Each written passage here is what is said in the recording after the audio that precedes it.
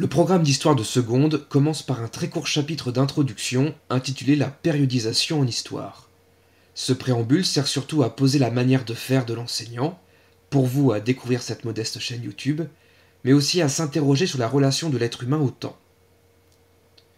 Représenter le temps est une nécessité pour l'homme et son organisation quotidienne. C'en devient presque une obsession. Notre journée au lycée est rythmée par les sonneries, être en retard est perçu comme un manque de savoir-vivre ou est source d'inquiétude, et on peut même savoir quand nos messages ont été reçus et lus sur nos réseaux sociaux. Mais le temps est aussi un outil qui sert à donner du sens, d'où la volonté de trouver des techniques cohérentes pour représenter le temps qui passe, notamment par le découpage en périodes distinctes, c'est la périodisation. On se demandera donc comment se découpe le temps et avec quelles limites. Première partie, calendrier et grandes périodes de l'histoire.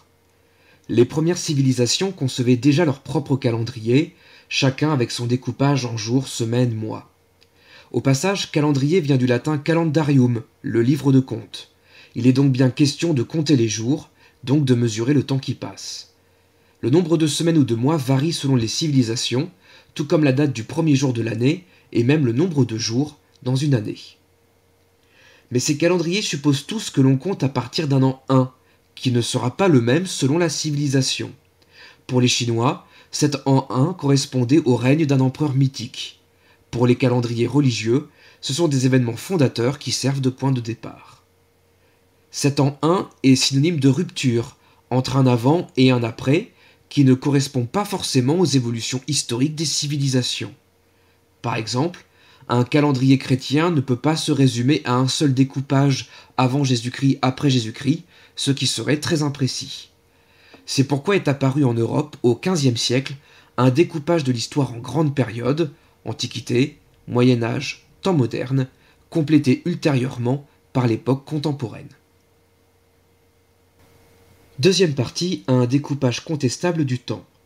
Ce découpage en grandes périodes, que l'on apprend dès l'école élémentaire, et souvent avec l'obligation de bien connaître les dates de bornage de chaque période, n'est pas satisfaisant. D'abord car ces dates de bornage sont discutables, et d'autres auraient très bien pu être choisies. Ensuite car le Moyen-Âge, vaste période de 10 siècles, y apparaît comme un âge sans intérêt, dont les dynamiques ne sont pas considérées et à peine dignes d'avoir un nom. Le Moyen-Âge, c'est l'âge du milieu, et c'est tout. Autre problème, ce découpage est européocentrique, c'est-à-dire centré sur l'histoire de l'Europe, et exclut de fait l'histoire des autres continents. Les écarts sont encore plus nets sur le début de l'époque contemporaine, dont la date n'est pas la même selon les pays. 1789 en France, 1917 en Russie, 1960 au Niger par exemple. Difficile donc de créer une périodisation qui parle à tout le monde. Enfin, ce découpage met toujours en avant des ruptures politiques, comme la disparition d'empires ou des révolutions, mais jamais des bouleversements économiques, scientifiques ou sociaux. Au fond, aucun bornage ne sera satisfaisant. Ces découpages seront toujours l'objet de débats entre historiens, dont c'est l'un des buts que de s'interroger sur les grandes périodes de l'histoire. Alors que faut-il retenir de cette introduction ?